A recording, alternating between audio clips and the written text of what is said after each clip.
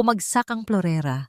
Hindi ito sinasadyang naitulak ni Luna habang pinupunasan niya ang nakataas na estante. Ngunit ang lakas ng tunog ng pagbasag ng porselana ay parang putok ng baril sa tahimik at malaking bahay ng mga Monte Claro. Agad na naramdaman ni Luna ang pagbilis ng tibok ng kanyang puso. Hindi dahil sa takot na mapagalitan, kundi sa matinding kaba na laging sumasalubong sa kanya sa tuwing may aberya sa lugar na ito. Ang aberya ay parang anino. Laging sinusundan ang bawat galaw niya, lalo na mula nang dumating siya bilang katulong. Para bang anumang maliit na pagkakamali ay magiging dahilan para mawala ang nag-iisa niyang pag-asa. Mabilis siyang lumuhod, pinulot ang malalaking piraso ng basag na plorera. Ang kanyang mga kamay, sanay sa paggawa ng mabibigat na trabaho, ay nanginginig. Sa labas ng malaking bintana, nakikita niya ang luntiang hardin na pinaghandaan para sa paparating na party ng apo ni Doña Elena. Malapit na ang kaarawan ni Lexus Monteclaro. Ang binatang minsan lang niyang nakita na nakakulong sa silid nito, hinahabol ng sakit na unti-unting kumakain sa kanyang buhay. "Ano yan, Luna?" Matalim na boses ni Aling Meli, ang matandang mayordoma, ang bumalot sa buong espasyo. "Naku ka talagang bata ka. Hindi ka pa nga nakakaisang buwan dito. Basag agad ang gamit ng Donya." Napakagatlabi si Luna. "Paumanhin po, Aling Meli. Hindi ko po sinasadya. Babayaran ko po." Ngunit hindi na sumagot si Aling Meli. Sa halip, tumingin ito sa itaas. Sinundan ni Luna ang tingin niya. Isang figura ang bumaba sa hagdanan. Si Doña Elena Monteclaro na may suot na mamahaling silk robe. Ang mukha nito ay laging mahinahon, ngunit ang mga mata ay may matinding lamig. "Ano ang nangyayari dito, Aling Meli?" Kalmadong tanong ni Doña Elena, ngunit ang bawat salita ay may bigat. "Nabali po ang isa sa mga plorera niyo, Donya," sagot ni Aling Meli, sabay tingin ng masama kay Luna. "Ang bagong katulong po ninyo." Tiningnan ni Doña Elena si Luna mula ulo hanggang paa. Pakiramdam ni Luna ay hubad na hubad siya sa ilalim ng tingin na iyon. Ang matinding kaba sa kanyang dibdib ay nagdagdag sa bigat ng suliranin. Ang sahod niya rito ay malaki, sapat para ipambayad sa ospital ng bunsong kapatid niyang si Maya. Ngunit kung mawawalan siya ng trabaho, saan sila kukuha ng pera? Ang pag-asa niya ay nakasalalay sa trabahong ito. "Linisin mo yan," utos ni Doña Elena kay Luna. Pagkatapos ay tumingin kay Aling Meli. "At ihanda ang almusal. Pagkatapos, dalhan mo ng pagkain si Lexus. Masama na naman ang gising niya." Ang pangalan ni Lexus, lagi itong binabanggit na may halong lungkot at galit. Nagtataka si Luna kung bakit. "Donya, hindi po kaya ako na lang ang magdala ng pagkain kay Sir Lexus?" Biglang lakas ng loob na sabi ni Luna. Nagulat si Aling Meli sa sinabi niya. Maging si Doña Elena ay napatingin muli kay Luna. May pagtataka sa mga mata. "Hindi ko po kayang makita si Sir Lexus na hindi kumakain. Kaya po ako, subukan ko po siyang kausapin." Patuloy ni Luna. Kahit ang kanyang boses ay nanginginig. Ang totoo, hindi niya pa nakakausap si Lexus at ang mga kwento tungkol sa binata ay nakakatakot. Ngunit ang pag-asang makapagtagal sa trabaho at ang pag-asang makatulong ay mas matindi kaysa takot. Tiningnan ni Doña Elena si Luna ng matagal. May kakaibang kislap sa mga mata nito. Isang kislap na hindi maintindihan ni Luna. Galit ba? Pagsubok? O may nakita itong kakaiba sa kanya? "Sige," sa wakas ay sabi ni Doña Elena. "Dalhan mo siya ng pagkain. Siguraduhin mong uubusin niya yon. Kung hindi, huwag ka nang bumalik sa bahay na ito." Parang bombang sumabog ang mga salita ni Doña Elena sa isip ni Luna. Isang pagkain? Ang kanyang trabaho at kinabukasan ng kanyang kapatid ay nakasalalay sa isang pagkain? Pakiramdam niya ay lumabas ang kanyang kaluluwa sa katawan. Ngunit bago pa siya makapag-isip ng malalim, tumalikod na si Doña Elena at umakyat sa itaas. Naiwan si Luna na may hawak na basag na plorera. Ngayon, hindi lang plorera ang basag, pati ang kanyang pag-asa, tila nabasag na rin. Umakyat si Luna sa malaking hagdanan, bit-bit ang tray ng pagkain. Bawat hakbang ay mabigat, hindi dahil sa bigat ng tray kundi sa bigat ng responsibilidad na nakaatang sa kanyang mga balikat. Ito ang tanging paraan para manatili siya sa trabaho, para makatulong sa kanyang kapatid na si Maya. Ang amoy ng nilutong tosino at sinangag ay kumalat sa tahimik na pasilyo. Ngunit ang tahimik na yon ay tila nagtatago ng isang malaking bagyo. Nakarating siya sa dulo ng pasilyo, sa tapat ng pinakamalaking pintuan. Ito ang silid ni Lexus. Pinunasan niya ang pawis sa kanyang noo bago siya kumatok ng marahan. Sir Lexus? Luna po ito. Nagdala po ako ng almusal. Walang sagot. Kumatok muli siya, mas malakas ng bahagya. Sir Lexus, kailangan niyo pong kumain. Ang tanging narinig niya ay ang marahang tunog ng pag-iyak na biglang naputol. O marahil ay guni-guni lamang niya. Nag-alala si Luna. Ngunit naalala niya ang bilin ni Doña Elena. Huminga siya ng malalim, pinihit ang seradura, at dahan-dahang binuksan ang pinto. Bumungad sa kanya ang isang malaking silid na tila nababalot sa dilim. Nakasarado ang mga kurtina at tanging ang manipis na sinag ng araw mula sa siwang ng kurtina ang nagbibigay liwanag. Nakita niya si Lexus, nakaupo sa wheelchair, nakaharap sa bintana, ngunit nakatalikod sa kanya. Ang katawan nito ay payat at ang balikat nito ay nanghihina. Sir Lexus, nagdala po ako ng pagkain, sabi ni Luna. Nilapag ang tray sa bedside table. Walang sagot. Hindi man lang gumalaw si Lexus. Lumapit si Luna. Kailangan niyo pong kumain. Hindi po maganda sa katawan niyo ang hindi kumain. Sa wakas ay gumalaw si Lexus. Dahan-dahan itong humarap. At nang makita ni Luna ang kanyang muka, halos manlumo siya. Ang mga mata nito ay mugto, mapula, at may bahid ng matinding kalungkutan at galit. Ang kanyang mukha ay maputla at ang labi nito ay tuyot. Ito ang unang beses na nakita niya nang malapitan si Lexus at ang larawan na ito ay mas masakit kaysa sa anumang kwento na narinig niya. Umalis ka, mahinang sabi ni Lexus, ngunit ang boses nito ay puno ng lamig. Pero sir, kailangan niyo pong kumain, pilit ni Luna. Hindi ko kailangan ng kahit ano mula sa inyo. Biglang taas ng boses ni Lexus, sabay sipa sa bedside table. Tumalsik ang tray, kumalat ang pagkain sa sahig. Basag ang plato at ang tosino ay tumalsik sa dingding. Napaatras si Luna, nagulat sa lakas ng galit ni Lexus, ngunit mabilis din siyang nakabawi. Tiningnan niya ang nagkalat na pagkain at pagkatapos ay tumingin kay Lexus. Ano po bang kinagagalit niyo? Tanong ni Luna, kalmado ngunit may pahiwatig ng pag-aalala. Hindi po ako ang kalaban niyo. Ngumisi si Lexus, isang ngisi na puno ng pait. Lahat kayo kalaban ko. Lahat kayo gustong makita akong mamatay. Hindi po totoo yan, sir, sabi ni Luna. Lumuhod para pulutin ang basag na plato. Gusto po namin kayong gumaling. Gumaling. Tumawa si Lexus, isang tunog na parang kalawang. Wala nang gagaling sa akin. Matagal na akong patay. Buhay lang ako para pahirapan ang sarili ko. Biglang kumirot ang puso ni Luna. Naramdaman niya ang matinding sakit na nararamdaman ni Lexus.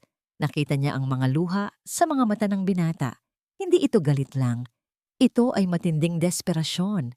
Naalala niya ang kwento ni Aling Melly na namatay ang mga magulang ni Lexus sa isang aksidente at simula noon ay nagkasakit na ito at nagbago ang ugali.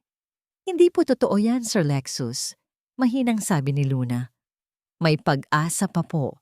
May buhay pa po kayo. Wala. Sigaw ni Lexus, sabay iyak ng malakas. Lahat sila umalis. Iniwan ako. Pati sila mama at papa. Napakagatlabi si Luna. Alam niyang hindi ito ang oras para pilitin pa si Lexus. Kailangan niya ng oras para huminahon. Dahan-dahan niyang pinulot ang mga basag na piraso at kinuha ang tray. Sir Lexus, lilinisin ko po muna ito. Babalik po ako mamaya. Sana po. Sa susunod na dalhan ko kayo ng pagkain, tanggapin niyo na. Sabi ni Luna, bago siya lumabas ng silid. Ngunit bago pa niya isara ang pinto, narinig niya ang boses ni Lexus, mahina, halos pabulong. Hindi ka na babalik. Lahat sila umaalis. Isinara ni Luna ang pinto. Narinig niya ang iyak ni Lexus sa loob. Nagtimpi si Luna, ngunit ang isang butil ng luha ay hindi niya napigilan. Hindi siya aalis. Hindi niya iiwanan si Lexus. Kailangan niyang hanapin ang paraan. Lumipas ang oras. Bumalik si Luna sa kusina. Tinulungan si Aling Melly sa paghahanda ng tanghalian. Tinanong siya ni Aling Melly kung ano ang nangyari. Sinabi ni Luna na hindi kumain si Lexus at nagalit. Nakita niya ang matinding awa sa mga mata ni Aling Melly. Ayan na. Sinabi ko na sa'yo, Hija. Wala nang makakagawa dyan kay Sir Lexus. Talagang sumuko na yan sa buhay. Sabi ni Aling Melly, sabay iling. Pero ang sakit lang sa loob na makita siyang ganoon. Dati ay masayahin yan mula nang mawala ang mga magulang niya. Naputol ang usapan nang biglang dumating ang personal na nurse ni Lexus, si Manang Josie, na may hawak na telepono. Ang mukha nito ay nag-aalala. Aling Melly, kailangan ko pong umalis ngayon. Tumawag ang kapatid ko, inatake raw. Sabi ni Manang Josie, halos maiyak. Wala pa akong kapalit. Sino ang magbabantay kay Sir Lexus? Nagkatinginan si Luna at Aling Melly.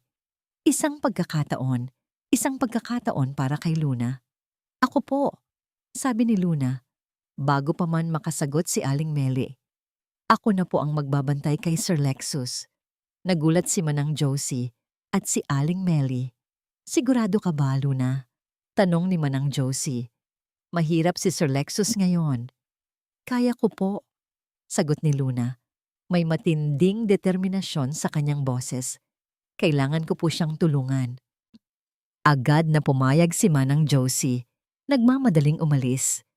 Naiwan si Luna sa kusina. Nakatingin sa direksyon ng silid ni Lexus. Ito na ang kanyang pagkakataon.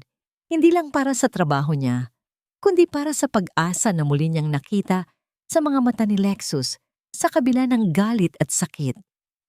Naway gabayan ka ng Diyos, Luna, bulong ni Aling Melly. Umakyat muli si Luna sa silid ni Lexus. Dahan-dahan niyang binuksan ang pinto. Si Lexus ay nakahiga na ngayon sa kama, nakatalukbong ng kumot, tila natutulog. Ngunit ramdam ni Luna ang lamig sa silid, hindi lang mula sa aircon, kundi mula sa kalungkutan. Lumapit siya. Inayos ang kumot at naupo sa tabi ng kama. Naramdaman niya ang init ng noo ni Lexus nang hawakan niya ito. Bigla siyang kinabahan. Kinuha niya ang thermometer sa tabi ng kama. Mataas ang lagnat. Sir Lexus? Mahinang tawag ni Luna. Walang sagot. Nag-alala si Luna. Kung lalala pa ang kondisyon ni Lexus, masisira ang lahat.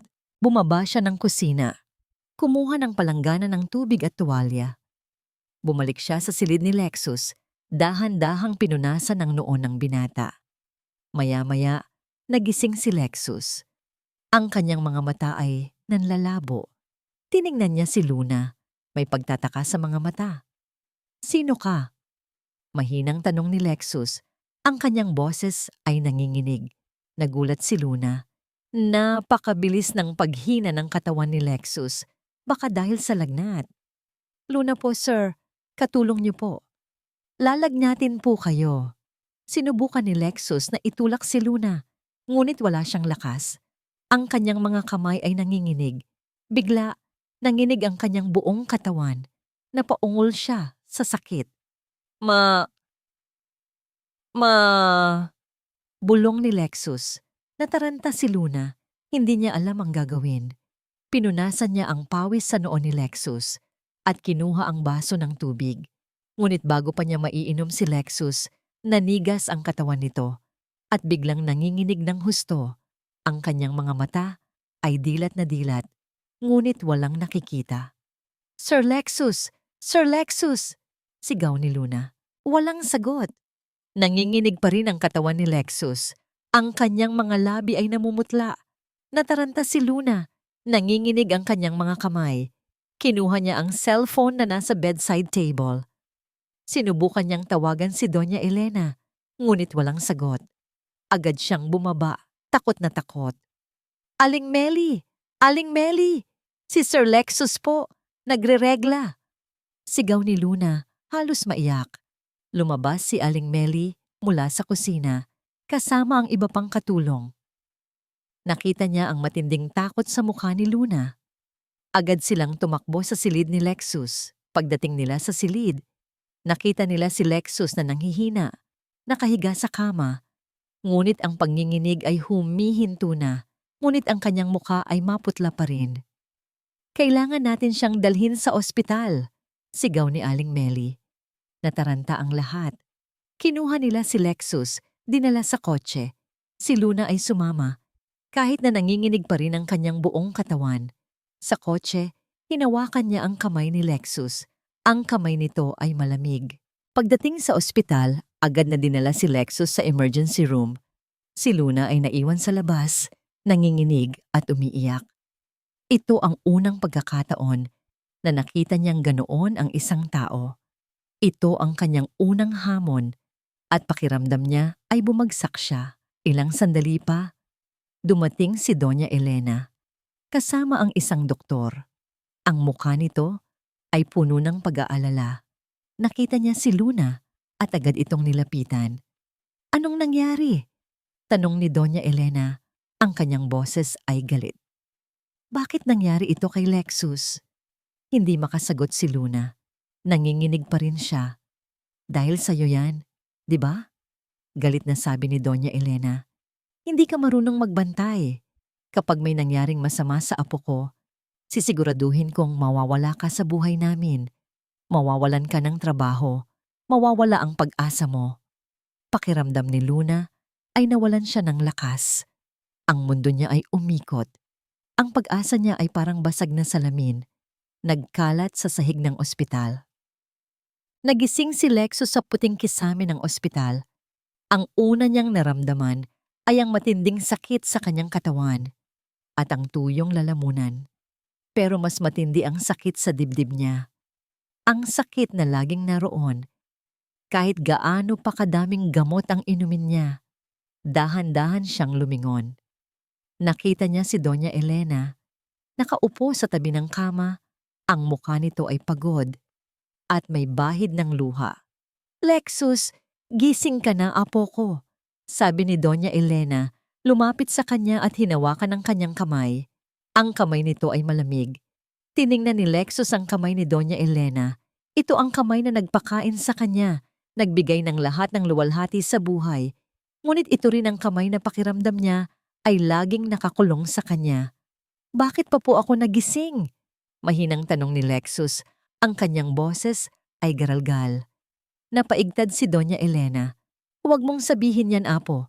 Gagaling ka. Gagaling ka. Umiling si Lexus. Hindi na po, Doña. Sawang-sawa na po ako. Bakit hindi niyo na lang po ako hayaan? Ang mga salita ni Lexus ay parang mga balaraw na tumusok sa puso ni Doña Elena. Napaatras ito. Ang mga mata ay puno ng sakit. Hindi ko kaya, apo. Ikaw na lang ang natitira sa akin, sabi ni Doña Elena, umiiyak. Ako? Tumawa si Lexus, isang mapait na tawa. Ako na lang po ba talaga, Doña? O gusto niyo lang po na may kontrol kayo, gaya ng ginawa niyo kay Mama at Papa? Nagulat si Doña Elena. Ang kanyang mukha ay namutla. Lexus, ano ang sinasabi mo? Naalala ko po, Doña. Patuloy ni Lexus. Ang kanyang boses ay mas matigas ngayon. Naalala ko po ang gabi na umalis sila Mama at Papa. Nag-away po kayo. Sinabi po niyo na huwag silang umalis. Pero umalis pa rin sila. At namatay sila. Umiling si Doña Elena. Hindi totoo yan, apo. Aksidente lang yon. Kung hindi po aksidente, Doña, tanong ni Lexus, tumingin ng diretso sa mga mata nito. may kinalaman po kayo? Napaatras si Doña Elena. Ang kanyang mukha ay parang nakakita ng multo. Lexus, wag mong sabihin yan. Hindi ko kaya. Kaya niyo po, Donya. Kaya niyo po ang lahat. Sabi ni Lexus, may matinding pait sa kanyang boses. Kaya niyo po akong pahirapan. Walang nasabi si Doña Elena. Tumayo ito at umalis sa silid, umiiyak. Naiwan si Lexus na mag-isa sa dilim ng kanyang isip. Ang mga alaala ay bumalik. Ang boses ng kanyang ina, ang tawa ng kanyang ama, ang away nila ni Doña Elena, at ang balita ng kanilang pagkamatay. Pakiramdam niya ay sinisisi niya ang sarili at si Doña Elena. Ilang sandali pa, naramdaman ni Lexus ang marahang paggalaw sa tabi ng kanyang kama. Dahan-dahan siyang lumingon. Nakita niya si Luna, nakaupo sa upuan. Ang kanyang ulo ay nakasandal sa pader at natutulog. Ang kanyang mukha ay pagod, ngunit may kapayapaan sa kanyang pagtulog. Bakit siya narito? Naalala ni Lexus ang sinabi ni Doña Elena. Mawawalan daw si Luna ng trabaho kung hindi siya gagaling, ngunit may iba siyang nararamdaman. Ang pag-aalala ni Luna, ang kanyang pagtatanggol, ang kanyang mga mata. Hindi niya maintindihan. Bakit may taong ganoon? Bakit may taong nagsasayang ng oras sa isang taong tulad niya? Isang taong gusto nang mamatay. Kinakabahan si Lexus. Hindi niya gusto ang pakiramdam na ito. Hindi niya gusto ang ideya na may nagmamalasakit sa kanya. Dahil kapag may nagmamalasakit, mas masakit kapag umalis sila. At lahat sila, umaalis. Dahan-dahan, itinulak ni Lexus ang kanyang sarili. Sinubukang bumangon, ngunit mahina pa rin siya. Napasandal siya muli sa unan. Nagising si Luna. Sir Lexus, gising na po kayo? Mahinang tanong ni Luna. Nagmamadaling tumayo. Masakit po ba ang pakiramdam nyo? Gusto niyo po ba ng tubig? Tiningnan ni Lexus si Luna. Ang kanyang mga mata ay walang makitang pait, tanging pag-aalala lang. Bakit ka nandito? Kailangan ko po kayong bantayan, sir. Sagot ni Luna. Ako po ang kapalit ni Manang Josie. DPWS, hindi ko kayo kailangan. Sabi ni Lexus. Pilit na pinatigas ang kanyang boses. Umalis ka. Hindi po ako aalis, sir. Kalmadong sabi ni Luna. Kailangan ko po ang trabahong ito. Napatawa si Lexus, isang pilit na tawa. Para sa pera, di ba? Lahat ng tao pare-pareho. Lahat kayo may gustong makuha. Hindi po totoo yan, sir. Mariing sabi ni Luna. Gusto ko po kayong tulungan. Tinitigan ni Lexus si Luna. Hindi niya nakita ang pagiging mapanlinlang sa mga mata nito. Tanging determinasyon at pag-asa. Isang bagay na matagal nang nawala sa kanya. Anong pangalan mo ulit? Tanong ni Lexus. Luna po, sir. Sagot ni Luna. May ngiti sa kanyang labi. Luna? Ulit ni Lexus, at pakiramdam niya ay may kakaibang tunog sa pangalang iyon. Parang liwanag sa gitna ng kadiliman. Ilang sandali silang natahimik. Pagkatapos, sinabi ni Luna, Gusto niyo po ba akong basahan ng libro, Sir Lexus? Nagulat si Lexus. Basahan ng libro? Matagal na siyang hindi binabasahan ng libro. Ayoko, sabi ni Lexus, ngunit ang boses niya ay hindi na ganoon katigas. Sige po, sir, sabi ni Luna. Kinuha ang isang libro sa tabi ng kama. Kahit hindi niyo po gusto, babasahin ko pa rin po. Kasi baka po, makatulog kayo. Nagsimulang magbasa si Luna. Ang kanyang boses ay malambing, tahimik, parang agos ng ilog. Isang kwento tungkol sa isang matandang lalaki na naghahanap ng pag-asa sa gitna ng kalungkutan. Hindi sinasadya. Nakinig si Lexus. Ang bawat salita ay pumasok sa kanyang isip at dahan-dahan naramdaman niya ang isang kapayapaan na matagal na niyang hindi naramdaman. Ang sakit sa kanyang katawan ay tila nabawasan. Ilang sandali pa, naramdaman ni Lexus ang paghawak sa kanyang kamay. Dahan-dahan, ibinaba ni Luna ang libro at hinawakan ng kanyang kamay. Mainit ang kamay ni Luna.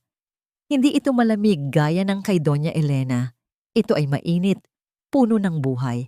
Tiningnan ni Luna si Lexus at ngumiti.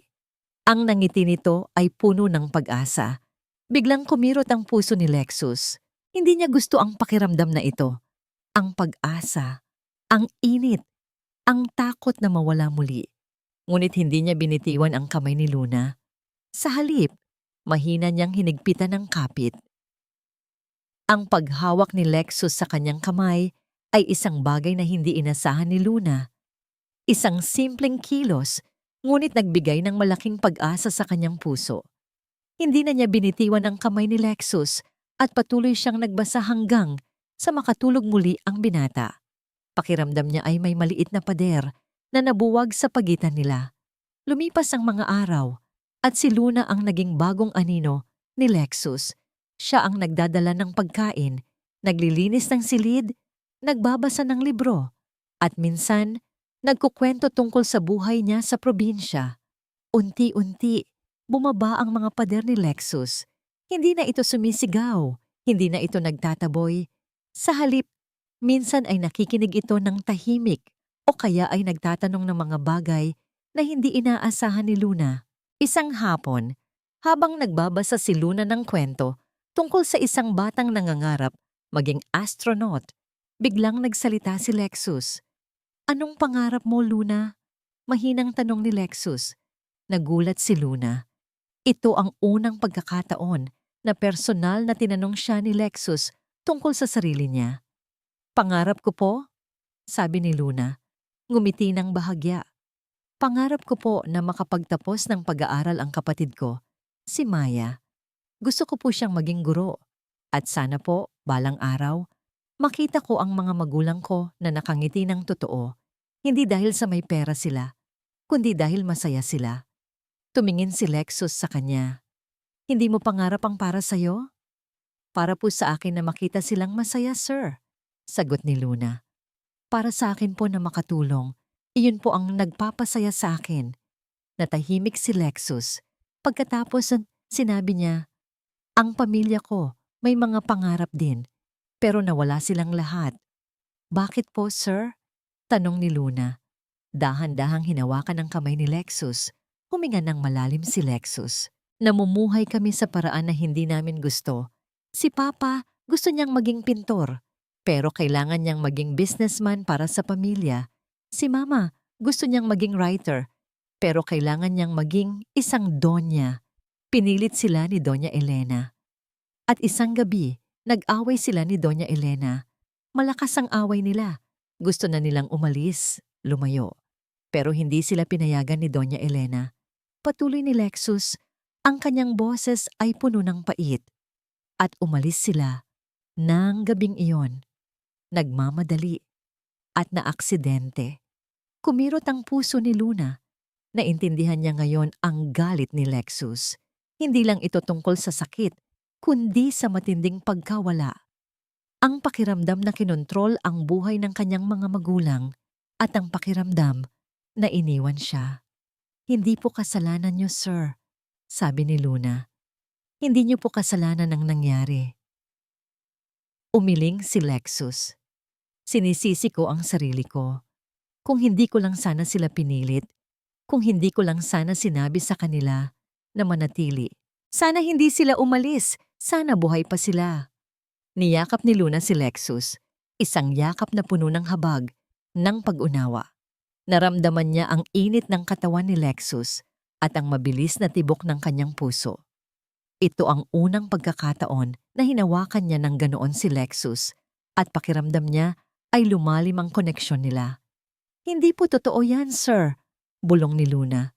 "Sila po ang nagdesisyon at sigurado po ako, mahal na mahal po nila kayo." Umiyak si Lexus sa balikat ni Luna. Ang kanyang luha ay mainit at naramdaman ni Luna ang bigat ng sakit na pinasan ng binata. Nagtagal sila sa ganoong posisyon hanggang sa huminahon si Lexus. Nang bumitaw sila, nakita ni Luna ang mga mata ni Lexus. Wala na ang galit, tanging kalungkutan at pasasalamat. "Salamat, Luna," mahinang sabi ni Lexus. Ngumiti si Luna.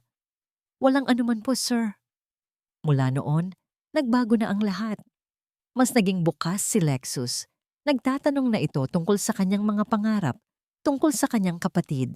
Minsan, kinukwentuhan din niya si Luna tungkol sa mga pangarap niya dati. Ang maging musician, ang maglakbay. Pakiramdam ni Luna ay may bagong pag-asa na nabubuhay sa puso ng binata. Isang gabi, matapos kumain si Lexus, dinala siya ni Luna sa terrace ng silid nito. Mula doon, tanaw ang buong syudad at ang libu-libong bituin sa langit. "Ang ganda po, sir," sabi ni Luna, nakatingala sa langit. "Mas maganda ka," biglang sabi ni Lexus. Nagulat si Luna. Naramdaman niya ang pamumula ng kanyang mukha. Tiningnan niya si Lexus na nakatingin din sa kanya. Ang mga mata nito ay puno ng paghanga. "Sir Lexus," mahinang sabi ni Luna. "Totoo ang sinasabi ko, Luna," sabi ni Lexus.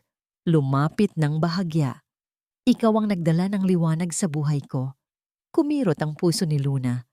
Naramdaman niya ang matinding paghanga niya kay Lexus. Ang binata na ito, sa kabila ng sakit, ay may kabutihan sa kalooban. Ngunit ang pag-ibig, ang isang katulong at isang mayaman, may sakit? Imposible. "Hindi po, sir," sabi ni Luna, umiiwas ng tingin. "Kailangan ko lang po kayong tulungan." "Hindi lang yan, Luna," mariing sabi ni Lexus. "Alam kong may iba akong nararamdaman para sa'yo." Hindi nakasagot si Luna. Ang kanyang puso ay kumakabog ng malakas. Biglang, bumagsak si Lexus sa lupa. Napaungol siya sa sakit. "Sir Lexus, anong nangyayari?" Nataranta si Luna. Nanginginig ang katawan ni Lexus. Hinawakan niya ang kanyang dibdib. "Masakit. Masakit ang dibdib ko." Natuliro si Luna. Agad niyang tinawag ang mga katulong at si Aling Melly. Mabilis nilang dinala si Lexus sa ospital. Habang nasa kotse, hinawakan ni Luna ang kamay ni Lexus. Ang kamay nito ay malamig at nanginginig. Ang mukha nito ay maputla. "Sir Lexus, lumaban po kayo," bulong ni Luna, umiiyak. "Huwag po kayong susuko." Sinubukan ni Lexus na ngumiti, ngunit wala siyang lakas. Ang kanyang mga mata ay nanlalabo. "Huwag kang umalis, Luna," mahinang bulong ni Lexus bago siya nawalan ng malay. "Sir Lexus! Sir Lexus!" Sigaw ni Luna, nanginginig ang kanyang buong katawan. Ang pag-asa na kanyang nakita ay unti-unting lumabo at ang takot na mawala si Lexus ay bumalot sa kanya. Nakita ni Doña Elena ang pag-aalala sa mukha ni Luna habang isinusugod si Lexus sa emergency room. Ang matinding takot sa mga mata ng dalaga ay hindi maitago. Isang takot na matagal na rin niyang nararamdaman sa bawat atake ng sakit ni Lexus. Ngunit ang pag-aalala ni Luna ay may kakaibang kislap. Hindi ito ang pag-aalala ng isang katulong. Ito ang pag-aalala ng isang taong nagmamahal. Biglang bumalik ang alaala ni Doña Elena. Isang binata, maputla rin, nakaupo sa tabi ng kama niya. Ito ang kanyang unang pag-ibig, si Mateo. Isang hardinero sa kanilang hasyenda. Ang kanyang pamilya, gaya ng sa kanya ngayon, ay mariinding tumutol. Kinailangan niyang mamili. Pinili niya ang pamilya, ang pangalan, ang kapangyarihan. At sa huli, nawala niya si Mateo. Namatay ito sa sakit at iniwan siyang may matinding pagsisisi. Ayaw niyang maulit iyon. Ayaw niyang mawala si Lexus sa kanya. Pero ang pag-ibig na nakikita niya sa mga mata ni Luna at Lexus ay nagpapaalala sa kanya ng kanyang nakaraan. Isang pag-ibig na bawal, na puno ng hadlang. "Doña Elena?" sabi ng doktor, nilapitan siya. "Stable na po si Sir Lexus, pero kailangan po natin siyang obserbahan ng mabuti. Ang kanyang kondisyon ay patuloy na humihina." Napakagatlabi si Doña Elena. Ang bawat salita ng doktor ay parang isang martilyo na tumatama sa kanyang puso. Lumabas si Luna mula sa emergency room. Ang kanyang mga mata ay mugto sa pag-iyak. Nakita niya si Doña Elena. Agad siyang lumapit. "Doña, kumusta na po si Sir Lexus?" Tanong ni Luna, puno ng pag-aalala. Tiningnan ni Doña Elena si Luna at nakita niya ang kanyang sarili sa mga mata ng dalaga. Ang pag-ibig na handang lumaban para sa minamahal. Ngunit ito ang pag-ibig na sa tingin niya ay magdadala lang ng sakit. Stable na siya, sabi ni Doña Elena. Matigas ang boses. Ngunit huwag kang mag-alala. Hindi ko siya papayagan na maulit ang kasaysayan. Naguluhan si Luna sa sinabi niya. Ano po ang ibig niyong sabihin, Donya? Ibig kong sabihin, mariing sabi ni Doña Elena, lumapit kay Luna, na dapat kang lumayo sa apo ko. Hindi ka karapat-dapat para sa kanya. Hindi ka kabilang sa mundo niya. Napaatras si Luna. Ang mga salita ni Doña Elena ay parang sampal sa kanyang muka. Hindi po totoo yan, Donya, sabi ni Luna, kahit ang kanyang boses ay nanginginig. Mahal ko po si Sir Lexus, ngumisi si Doña Elena, isang ngisi na puno ng pait. Mahal? Ang pag-ibig mo ba ang magpapagaling sa kanya o ang pera ko? Donya, hindi po tungkol sa pera yan, sabi ni Luna. Umiiyak. Hindi. Tumawa si Doña Elena, isang tawa na walang kaligayahan. Paano ang kapatid mo? Hindi ba kailangan niya ng pera para sa gamot? Hindi ba't yun ang dahilan kung bakit ka nandito? Napaatras pa si Luna. Alam ni Doña Elena ang tungkol kay Maya. Makikinig ka sa akin, Luna, sabi ni Doña Elena. Ang kanyang boses ay puno ng awtoridad. Bibigyan kita ng pera. Lahat ng kailangan mo para sa kapatid mo, pero sa isang kondisyon. Tiningnan ni Luna si Doña Elena. May matinding ka ba sa kanyang dibdib? Ano po iyon? Umalis ka. Lumayo ka kay Lexus, sabi ni Doña Elena. Huwag ka nang babalik sa buhay niya. Kalimutan mo siya. Parang gumuho ang mundo ni Luna. Ang kanyang pangarap, ang kanyang pag-asa, ang kanyang pag-ibig, lahat ay tila mawawala. Donya, hindi ko po kayang gawin yan, sabi ni Luna. Umiiyak. Hindi ko po kayang iwanan si Sir Lexus. Kung hindi mo kaya, then you get nothing, galit na sabi ni Doña Elena. Hindi ka makakakuha ng tulong sa akin at sisiguraduhin kong wala ka nang mapupuntahan pa. Napaatras si Luna. Nanginginig ang kanyang buong katawan. Hindi siya makasagot. Pag-isipan mong mabuti, Luna, sabi ni Doña Elena. Ang kinabukasan ng kapatid mo o ang isang pag-ibig na walang patutunguhan, nasa sayo ang desisyon. Pagkatapos, tumalikod si Doña Elena at umalis. Naiwan si Luna na mag-isa. Sa gitna ng pasilyo ng ospital, umiiyak. Ang kanyang puso ay nabasag. Ilang sandali pa, lumabas si Lexus mula sa emergency room, nakasakay sa wheelchair kasama ang doktor. Nakita niya si Luna na nakatalikod, umiiyak. Agad siyang nilapitan. Luna, anong nangyari? Tanong ni Lexus, puno ng pag-aalala.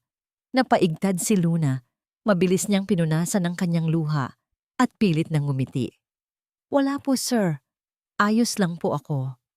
Ngunit nakita ni Lexus ang kanyang mga mata at nakita niya ang sakit doon. Nakita niya si Doña Elena na papalabas ng ospital. Nagsalita ba si Doña Elena sa'yo? Tanong ni Lexus, may matinding hinala. Wala po, sir. Pilit ni Luna. Luna, sabihin mo sa akin. Mariing sabi ni Lexus. Anong sinabi niya? Napakagatlabi si Luna. Hindi niya gustong sabihin kay Lexus ang ginawa ni Doña Elena. Sinabi po niya na kailangan ko pong umalis. Mahinang sabi ni Luna. Para daw po sa inyo. Nagulat si Lexus. Ang kanyang muka ay namutla. Umalis? Dahil sa akin? Para daw po gumaling kayo, sir. Sabi ni Luna, umiiyak. At para po sa kapatid ko. Niyugyog ni Lexus ang kanyang ulo. Hindi ko kailangan ng ganoon. Hindi ko kailangan ng pera niya kung kapalit ay ang pag-alis mo. Biglang kumirot ang puso ni Luna. Ang mga salita ni Lexus ay nagbigay ng konting pag-asa sa kanya. Ngunit ang pag-asang yon ay biglang naputol nang dumating ang isang lalaki. Matangkad, guwapo, may matikas na tindig, isang pamilyar na mukha. "Lexus, kumusta na ang pakiramdam mo?" sabi ng lalaki. Lumapit sa kanila. "Ako ito, si Enzo, ang pinsan mo." Nagulat si Lexus. Si Enzo? Ang pinsan niyang matagal nang nasa ibang bansa? "Enzo, bakit ka nandito?" tanong ni Lexus. Ngumiti si Enzo, isang nangiti na may halong kaswalidad at bahagyang kapalaluan. "Pinauwi ako ni Doña Elena para bantayan ka at para tulungan ka sa paggaling at para siguraduhin na walang magiging problema sa mga bagay-bagay sa pamilya." Tumingin si Enzo kay Luna at ngumiti ng nakakaloko. Isang ngiti na nagbigay ng kaba kay Luna. "At ikaw naman, Hija," sabi ni Enzo. Tiningnan si Luna mula ulo hanggang paa. "Siguro ikaw ang sikat na katulong na nagpabago sa ugali ng pinsan ko?" Napaatras si Luna. Ang tingin ni Enzo ay hindi komportable. "Tama na, Enzo," mariing sabi ni Lexus. "Si Luna yan." "Ah, Luna," sabi ni Enzo. Lumapit kay Luna. Inabot ang kamay nito. "Masarap sa mata. Ngayon, naiintindihan ko na kung bakit napakabait ni pinsan sa'yo." Hinawakan ni Luna ang kamay ni Enzo. Ang kanyang kamay ay malamig at may kakaibang pakiramdam. Pakiramdam niya ay may kakaibang kapangyarihan ang lalaking ito. Ngunit bago pa siya makasagot, biglang nagsalita si Lexus. "Enzo, umalis ka muna. Gusto kong makausap si Luna," sabi ni Lexus. Ang kanyang boses ay matigas. Ngumisi si Enzo. "Sige, pinsan. May iwan muna kita sa babysitter mo. Pero tandaan mo, Lexus, darating ang oras na kailangan mo nang magdesisyon at kailangan mong isipin ang pangalan ng pamilya at ang legacy." Pagkatapos, tumalikod si Enzo at umalis. Naiwan si Luna at Lexus na mag-isa. "Lexus, hindi ko po maintindihan," sabi ni Luna. "Anong legacy? At bakit po nandito si Sir Enzo?" Tiningnan ni Lexus si Luna. "Hindi ko rin maintindihan, Luna. Ngunit alam kong may plano si Doña Elena at ayokong isama ka sa gulo na ito." "Pero sir, hindi ko po kayang umalis," sabi ni Luna. Umiiyak. "Mahal ko po kayo." Niyakap ni Lexus si Luna. "Mahal din kita, Luna. Pero ang pag-ibig na ito ay bawal. At masisira lang ang buhay mo." Ibinulong ni Lexus ang mga salitang iyon, puno ng sakit at pag-aalala. Ngunit ang yakap niya ay masikip. Tila ayaw niyang bitawan si Luna. Ang pag-ibig na bawal, ang pangalan ng pamilya, at ang misteryosong pagdating ni Enzo ay nagbabadya ng isang bagyong mas malaki pa sa sakit ni Lexus. At si Luna ay nasa gitna ng bagyong yon. Umalis si Doña Elena kasama si Enzo at iniwan si Luna na halos mawalan ng ulirat sa mga salitang narinig niya. Ang yakap ni Lexus ay nagbibigay ng kakaibang ginhawa at sakit sa kanyang puso. Mahal niya ang binata. Ngunit paano sila lalaban sa mundo, sa pamilya ni Lexus, sa kalagayan ng kanyang kapatid? Ang mga salita ni Doña Elena at ang presensya ni Enzo ay parang isang mabigat na pader na humaharang sa kanilang dalawa. "Hindi ko po kayang umalis, Sir Lexus," sabi ni Luna. Mahina ang boses. "Hindi ko kayang iwanan kayo." Hinawakan ni Lexus ang mukha ni Luna. Ang kanyang mga mata ay puno ng lungkot. "Alam kong mahirap, Luna, pero ayokong madamay ka pa sa gulo na ito. Masisira lang ang buhay mo." "Hindi ko po iniisip ang buhay ko, sir," mariing sabi ni Luna. "Iniisip ko po kayo. Gusto ko po kayong gumaling." Natahimik si Lexus. Ang kanyang mga mata ay nagtataka, ngunit mayroon ding bahagyang pag-asa. "Mayroon po tayong pag-asa, sir," sabi ni Luna. Naalala ang narinig niya sa ospital. "Narinig ko po ang doktor na mayroon daw pong bagong treatment. Pwede po kayong sumubok." Nagulat si Lexus. "Bagong treatment? Anong sinasabi mo?" Kinuwento ni Luna kay Lexus ang narinig niya. ang tungkol sa clinical trial na posibleng makatulong sa kanyang sakit. Biglang lumiwanag ang mukha ni Lexus. Isang kislap ng pag-asa ang nakita ni Luna sa kanyang mga mata. Pero, hindi ko alam kung papayagan ako ni Doña Elena, sabi ni Lexus. Bumalik ang lungkot. Ayaw niyang sumubok ako ng mga bagong gamot. Takot siya sa panganib. Hindi po tayo susuko, sir, mariing sabi ni Luna. Lalaban po tayo. Kung gusto niyo pong gumaling, kakayanin po natin. Kinabukasan, kinausap ni Luna ang doktor tungkol sa clinical trial. Ipinaliwanag ng doktor ang mga posibleng panganib at ang malaking pag-asa. Ngunit kailangan ang pahintulot ni Doña Elena dahil si Lexus ay minor de edad pa rin sa mga desisyong medikal. Pinuntahan ni Luna si Doña Elena na kasama ni Enzo sa opisina nito sa bahay. Nagtatrabaho na si Enzo sa mga papeles ng pamilya. Tila pinapalitan na niya si Lexus. Doña, gusto ko po sanang pag-usapan ang tungkol kay Sir Lexus, sabi ni Luna habang pumasok siya. Wala tayong pag-uusapan, Luna, sabi ni Doña Elena. Matigas ang boses. Nadesisyunan ko na ang lahat. Umalis ka na. Hindi po tungkol sa akin, Doña, sabi ni Luna. Kinuha ang kanyang lakas ng loob. Tungkol po sa paggaling ni Sir Lexus, mayroong po kasing bagong treatment at gusto po niyang subukan. Nagulat si Doña Elena. Ano ang sinasabi mo? Sino ang nagsabi sa'yo niyan? Ipinaliwanag ni Luna ang lahat. Ngunit mariing tumutol si Doña Elena. Hindi. Delikado yan. Ayokong magkaroon ng anumang panganib sa buhay ng apo ko, sabi ni Doña Elena. Hindi natin alam kung ano ang epekto niyan. Baka lalo lang siyang mapahamak. Pero Doña, ito na lang po ang pag-asa. Pilit ni Luna. Kung hindi po tayo susubok, wala po tayong malalaman. Tama si Doña Elena. Luna, biglang sabi ni Enzo. Ngumisi ng nakakaloko. Hindi natin kailangan ng mga eksperimento. Ang pamilya Monteclaro ay hindi nagtatake ng ganyang klaseng risks. Tiningnan ni Luna si Enzo at nakita niya ang matinding pagiging mapanlinlang sa mga mata nito. Doña, pakinggan niyo po si Sir Lexus, sabi ni Luna. Nanginginig ang boses. Gusto po niyang lumaban. Gusto po niyang mabuhay. Pumasok si Lexus sa opisina. Nakaupo sa wheelchair. Ang kanyang mukha ay maputla pa rin. Ngunit ang kanyang mga mata ay may matinding determinasyon. Doña, gusto kong subukan ang treatment na yan, sabi ni Lexus. Tumingin ng diretso sa mga mata ni Doña Elena. Gusto kong lumaban. Gusto kong mabuhay. Para kay Luna at para sa sarili ko.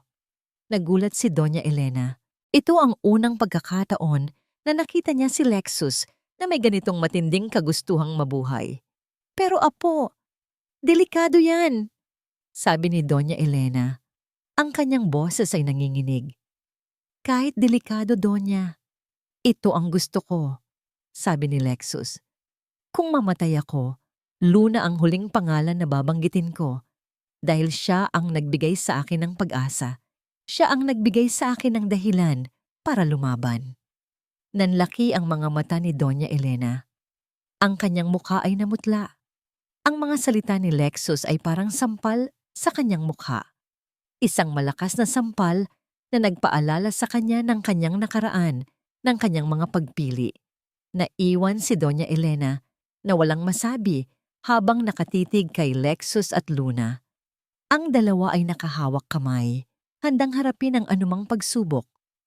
Ang kanyang plano na paghiwalayin sila ay tila nagiging dahilan para mas maging matibay ang kanilang pag-ibig. Ang mga salita ni Lexus ay naging susi. Sa huli, pumayag si Doña Elena kahit na may mabigat na puso. Nagsimula ang clinical trial at si Luna ang naging pinakamalaking suporta ni Lexus. Bawat araw, si Luna ang kasama niya sa ospital, ang nagbabasa ng libro, ang nagkukwento at ang nagbibigay ng lakas. Ang pag-asa ay muling nabuhay sa puso ni Lexus. Sa mga unang linggo, walang gaanong pagbabago. Ngunit dahan-dahan, nagsimulang makita ang himala. Ang mga resulta ng test ni Lexus ay bumuti ng husto. Ang kanyang mga vital sign ay naging normal. Ang kanyang katawan ay naging mas malakas. Ang sakit sa kanyang dibdib ay nabawasan. Sir Lexus, tingnan niyo po to, sabi ni Luna isang hapon. Hawak ang isang medical chart. Bumaba po ang tumor size niyo. Ang galing niyo po. Ngumiti si Lexus at niyakap si Luna. Hindi ako, Luna. Ikaw ang gumaling. Ikaw ang nagbigay sa akin ng lakas. Nagulat ang mga doktor sa mabilis na paggaling ni Lexus. Tinawag nila itong isang a miracle, isang medical anomaly. Ngunit para kay Lexus, hindi ito himala ng medisina. Ito ay himala ng pag-ibig ni Luna. Mas naging malakas si Lexus. Nagsimula siya ng maglakad-lakad sa hardin ng ospital, kasama si Luna. Ang hangin ay sariwa, at ang sikat ng araw ay nagbibigay ng init sa kanyang katawan. Naramdaman niya ang buhay na muling dumadaloy sa kanyang mga ugat. Isang araw, habang naglalakad sila sa hardin, nakikita ni Lexus ang isang bata na naglalaro ng bola. Napaigtad siya. Naalala niya ang kanyang kabataan, ang kanyang mga pangarap. Gusto ko pong maglaro ng basketball, Luna, mahinang sabi ni Lexus. Dati, pangarap kong maging player. Kaya niyo po, Sir Lexus, sabi ni Luna, ngumiti. Malapit na po kayong gumaling. Makakabalik po kayo sa dati niyong buhay. Ngunit habang patuloy na gumagaling si Lexus, may kakaibang pakiramdam siyang lumilitaw. Isang pakiramdam na mayroong siyang hindi alam. Minsan, nakikita niya si Doña Elena nakausap ang doktor ng mag-isa at ang mga mukha nila ay seryoso. Minsan, nakikita niya si Enzo na nagmamanman sa kanya at sa bawat paggaling niya, tila nagiging mas malalim ang tingin nito. Isang gabi, habang umiinom siya ng gamot, narinig niya ang boses ni Doña Elena sa labas ng kanyang silid. Kaunti lang ang narinig niya, ngunit ang mga salita ay nagbigay ng kaba sa kanyang dibdib. Kailangan nating panatilihing sikreto ito. Kumpirmahin ang unang diagnosis. Huwag ipaalam kay Lexus. Nagulat si Lexus. Anong sikreto? Anong unang diagnosis? Anong kumpirmahin? Agad siyang bumangon at lumabas ng silid. Nakita niya si Doña Elena na papalayo. Sinubukan niyang habulin ito, ngunit huminto siya. Ayaw niyang mag-isip ng masama. Pero ang pakiramdam niya ay mayroong hindi tama. Kinabukasan, kinausap ni Lexus si Luna. Luna, may narinig akong kakaiba kagabi. Sabi ni Lexus, puno ng pag-aalala. May sinasabi si Doña Elena tungkol sa sikreto at diagnosis. Alam mo ba kung ano yon? Nagulat si Luna. Diagnosis? Wala po akong alam, Sir Lexus. Ang alam ko po, bumubuti po ang kalagayan niyo. Umiling si Lexus. Pakiramdam ko ay may itinatago si Doña Elena. Mayroon siyang hindi sinasabi sa akin. Hindi nakasagot si Luna. Ang kanyang mukha ay puno ng pag-aalala. Ilang araw pa, at tuluyan nang pinayagan si Lexus na lumabas ng ospital. Bumalik sila sa mansyon ng mga Monteclaro. Ang lahat ay masaya, maliban kay Enzo na laging may matalim na tingin kay Luna. Pagdating niya sa kanyang silid, nakita ni Lexus ang lahat ng mga gamit niya na bago. Ang kanyang silid ay nalinis ng husto at mayroong sariwang bulaklak sa mesa. Ngunit ang pakiramdam niya ay hindi siya ganap na masaya. Isang hapon, habang naglalakad si Lexus sa hardin, nakita niya ang isang lumang litrato sa ilalim ng isang puno. Ito ay litrato ng kanyang mga magulang at siya na isang bata pa.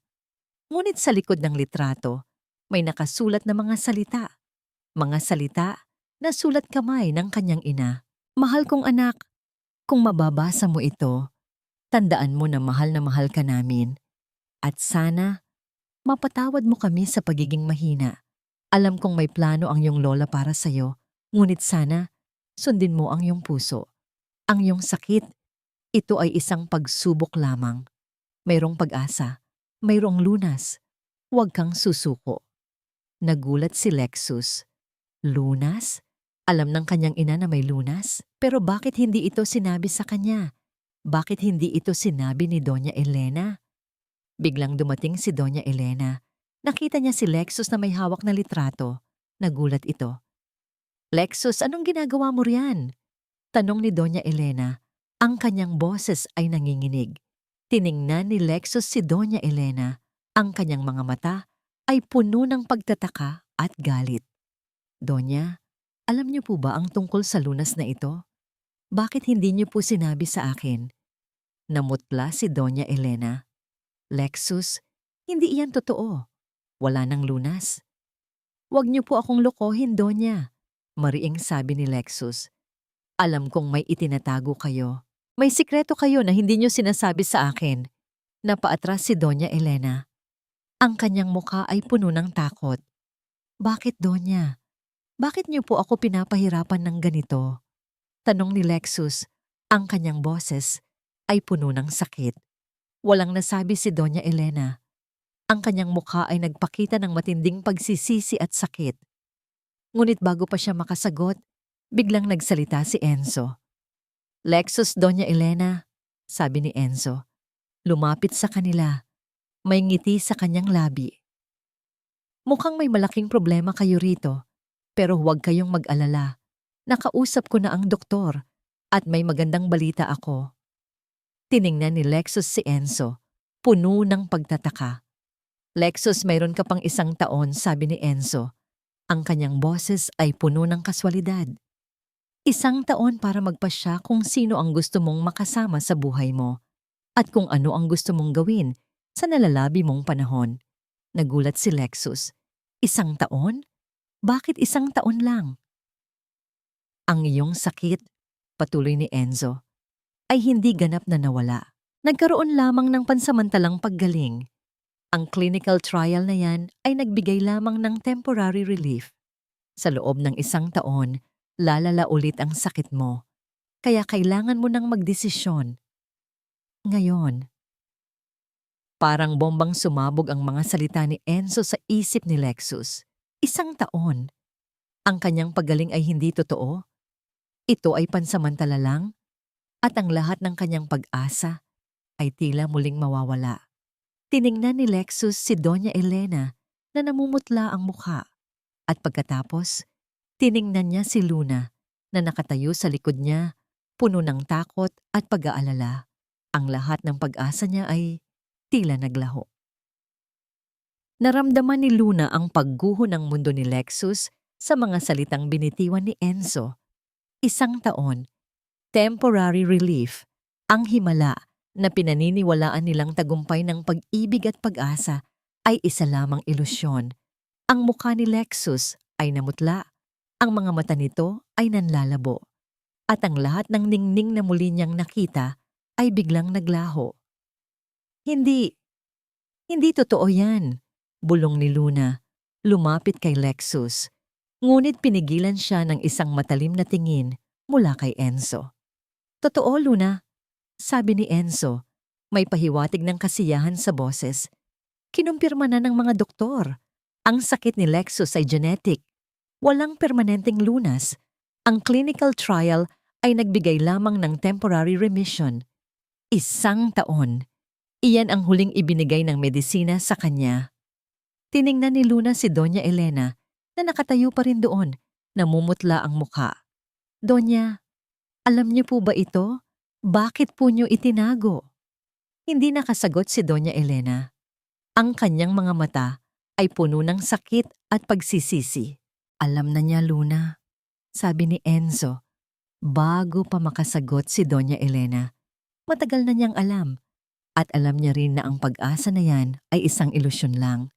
Ginawa niya ito para magkaroon ng dahilan si Lexus para lumaban, para makita kung sino ang totoo. Parang dinaganan ng bato ang dibdib ni Luna. Ang lahat ng kanyang pagod, ang lahat ng kanyang pagsisikap, ang lahat ng kanyang pag-ibig ay tila walang kabuluhan. Ang pag-asa na kanyang ibinigay kay Lexus ay isa lamang kasinungalingan. Tumingin si Lexus kay Luna, ang kanyang mga mata ay walang buhay. Kasinungalingan. Ang lahat. Ang paggaling ko, ang pag-asa ko. Lahat. Lexus, hindi. Hindi totoo yan, sabi ni Luna. Lumapit sa kanya at hinawakan ng kanyang kamay. Hindi kasinungalingan ang pag-ibig natin. Hindi kasinungalingan ang pag-asa na ibinigay ko sa'yo. Pag-asa? Tumawa si Lexus, isang mapait na tawa. Anong pag-asa, Luna? Ang pag-asa na mamatay ako sa loob ng 1 taon? Ang pag-asa na maloloko ako ng lahat ng tao? Napakagatlabi si Luna. Ang sakit sa mga salita ni Lexus ay tumagos sa kanyang puso. At ikaw, Luna? Sabi ni Enzo. Lumapit kay Luna. Ang kanyang nanangiti ay nakakainsulto. Akala mo ba? Hindi ko alam ang lahat ng tungkol sa'yo. Ang kapatid mo na may sakit? Ang dahilan kung bakit ka nandito. Gumamit ka lang din, hindi ba? Gumamit ka ng sakit ni Lexus para lang makakuha ng pera. Nagulat si Luna. Paano nalaman ni Enzo ang tungkol kay Maya? Hindi po totoo yan, sisigaw ni Luna. Hindi po ako gumamit. Hindi. Tumawa si Enzo. Tingnan mo nga ang sarili mo, Luna. Isang katulong na umibig sa isang mayaman. Hindi ba't iyan ang classic story ng mga gold digger? Alam kong kailangan mo ng pera para sa kapatid mo. At nakita mo si Lexus bilang isang tiket para makatakas sa kahirapan. Umiling si Luna. Umiiyak. Hindi po totoo yan, Sir Enzo. Mahal ko po si Sir Lexus. Totoo po ang pag-ibig ko sa kanya. Ngunit hindi na nakinig si Lexus. Ang kanyang mga mata ay puno ng galit at sakit. Tama na, Luna. Tama na. Umalis ka na. Lexus. Bulong ni Luna. Umalis ka, Luna. Sigaw ni Lexus. Hindi ko kailangan ng sinuman. Hindi ko kailangan ng sinuman na magsisinungaling sa akin. Mamatay ako mag-isa. At wala akong pakialam sa sinuman. Napaatras si Luna. Ang mga salita ni Lexus ay mas masakit kaysa sa anumang pisikal na sakit. Pakiramdam niya ay dinudurog ang kanyang puso. Lexus, hindi ko po kayang umalis, sabi ni Luna. Lumapit sa kanya. Ngunit bago pa siya makalapit, biglang nahilo si Luna. Naramdaman niya ang pag-ikot ng kanyang mundo. Ang lahat ng stress, ang lahat ng pagod, ang lahat ng sakit ay tila bumalik sa kanya ng sabay-sabay. Luna, sabi ni Lexus. Nakita ang pagkahilo ni Luna. Ngunit huli na ang lahat. Biglang bumagsak si Luna sa lupa. Nawalan ng malay. Ang kanyang mga mata ay nakapikit at ang kanyang katawan ay nanginginig. Nataranta si Lexus. Luna! Luna! Lumapit si Doña Elena at Enzo. Lexus, huwag kang mag-alala. Sabi ni Enzo, ngumisi ng nakakaloko. Ako na ang bahala sa kanya. Tutulungan ko siyang makabalik sa kanyang totoong mundo. At ikaw, kailangan mong magpahinga at mag-isip kung ano ang mas mahalaga sa'yo. Ang pangalan ng pamilya o ang isang katulong na ganyan. Tiningnan ni Lexus si Luna na walang malay. Ang kanyang puso ay nabasag. Ang kanyang pag-asa ay naglaho. Ang kanyang pag-ibig ay tila nawala. Sa gitna ng kaguluhan, pakiramdam niya ay nawala niya ang lahat. Ang lahat ay tila nawala. Nawalan ng malay si Luna. Ang pagbagsak niya ay parang tunog ng basag na salamin sa loob ng dibdib ni Lexus. Pakiramdam niya ay siya ang may kasalanan. Ang kanyang mga salita, ang kanyang galit, ang lahat. Nais niyang lapitan si Luna. Hawakan ang kanyang kamay. Ngunit pinigilan siya ni Enzo. Hayaan mo na siya, Lexus, sabi ni Enzo. Kinuha si Luna at dinala ito palabas ng silid. Ako na ang bahala sa kanya. Iuuwi ko na siya sa kanila. Kailangan niyang magpahinga. At kailangan ka rin magpahinga. Ang lahat ng nangyari ay masyadong mabigat para sa'yo. Hindi nakasagot si Lexus. Ang kanyang mga mata ay nakatingin kay Luna habang inilalabas ito ng silid. Pakiramdam niya ay may malaking bahagi ng kanyang kaluluwa ang kinuha. Anong ginawa mo, Enzo? Galit na tanong ni Lexus. Anong sinabi mo sa kanya? Ngumisi si Enzo. Wala naman, pinsan. Nagsasabi lang ako ng totoo. Ang totoo tungkol sa kanya. At tungkol sa sakit mo. Kailangan mong tanggapin ang katotohanan at kailangan mong maging malakas para sa pamilya. Ano ang sinasabi mo? Tanong ni Lexus. Si Doña Elena, ang iyong lola, ay kasalukuyang nakaratay sa ospital. Sa tingin ko ay inatake siya sa puso. Ang lahat ng responsibilidad sa Monteclaro Group ay ngayon ay nasa akin na. At kailangan nating ayusin ang lahat ng problema. Simula sa'yo, sabi ni Enzo, ang kanyang boses ay puno ng awtoridad. Kailangan mong magpakasal sa isang babaeng karapat-dapat sa pangalan ng Monteclaro para sa kinabukasan ng pamilya at para sa legacy na laging sinasabi ni Doña Elena. Nagulat si Lexus. Magpakasal? Legacy? Hindi ko gagawin yan, Enzo. Mariing sabi ni Lexus. Hindi ako magpapakasal sa sinumang hindi ko mahal. Tumawa si Enzo. Ang pag-ibig, pinsan, ay isang ilusyon. Ang mahalaga ay ang kapangyarihan, ang pangalan, at ang kinabukasan ng Monteclaro. Kailangan mong tanggapin iyan. Ngayon, kailangan mong magpahinga at mag-isip. Pagkatapos, lumabas si Enzo ng silid. Naiwan si Lexus na mag-isa sa dilim ng kanyang silid. Ang kanyang puso ay nabasag. Si Luna ay umalis. Si Doña Elena ay nasa ospital. At si Enzo ay kumokontrol na sa lahat. Pakiramdam niya ay nawalan siya ng lahat. Sa loob ng mga sumunod na araw, si Lexus ay nabalot sa kalungkutan at galit. Hindi siya lumalabas ng silid. Hindi siya kumakain. Nag-aalala ang mga katulong, ngunit walang sino mang makapagpapilit sa kanya. Ang kanyang sakit ay tila bumalik, mas matindi pa. Isang gabi, habang nag-iisa siya, naaalala niya ang mga salita ni Luna. Ang kanyang pag-asa, ang kanyang pag-ibig, ngunit ang lahat ay tila nawala. Sinubukan niyang tawagan si Luna, ngunit walang sagot. Biglang pumasok si Enzo sa kanyang silid, may hawak na mga papeles. Lexus, kailangan mong pirmahan ito, sabi ni Enzo. Ito ay ang mga papeles para sa paglilipat ng lahat ng ari-arian ni Doña Elena sa akin. Bilang kanyang legal na tagapagmana, ako na ang may hawak ng lahat at kailangan mong pirmahan ito para magkaroon ng kapayapaan ang pamilya. Tiningnan ni Lexus ang mga papeles. Ang kanyang kamay ay nanginginig. Hindi ako pipirmahan ito, Enzo. Hindi ka ang tagapagmana. Ako. Ngumisi si Enzo. Pinsan, sa kasalukuyang kondisyon mo at sa edad mo, hindi ka karapat-dapat. At isa pa, alam ko ang sikreto mo. Ang sikreto ng pagkamatay ng iyong mga magulang. Nagulat si Lexus. Anong sinasabi mo? Ang pagkamatay ng iyong mga magulang, pinsan, ay hindi aksidente. Sabi ni Enzo, ang kanyang boses ay puno ng pagiging mapanlinlang. May kinalaman si Doña Elena doon. At alam ko ang lahat ng detalye. Nanlaki ang mga mata ni Lexus.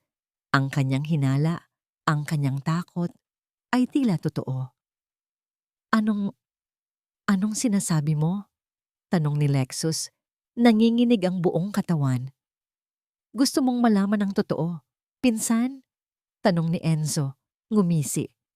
Kung pipirmahan mo ito, sasabihin ko sa iyo ang lahat. Ang lahat ng katotohanan tungkol sa pagkamatay ng iyong mga magulang at kung paano ka ginamit ni Doña Elena para lang sa kanyang mga plano. Napaatras si Lexus. Ang kanyang isip ay gulong-gulo. Gusto niyang malaman ang totoo. Gusto niyang malaman ang lahat. Ngunit ang kapalit ay ang lahat ng kanyang ari-arian. Kinuha ni Lexus ang panulat. Ang kanyang kamay ay nanginginig. Nagsimula siyang pirmahan ng mga papeles. Lexus, huwag. Biglang sabi ni Doña Elena na nakatayo sa pintuan. Maputla ang mukha. Nagulat si Lexus at Enzo. Nandito si Doña Elena? Kakalabas lang niya sa ospital. Doña Elena? Sabi ni Enzo. Ang kanyang ganang ngiti ay biglang nawala. Huwag mong pipirmahan yan, apo. Sabi ni Doña Elena. Lumapit kay Lexus. Hindi totoo ang sinasabi niya. Hindi ko pinatay ang iyong mga magulang.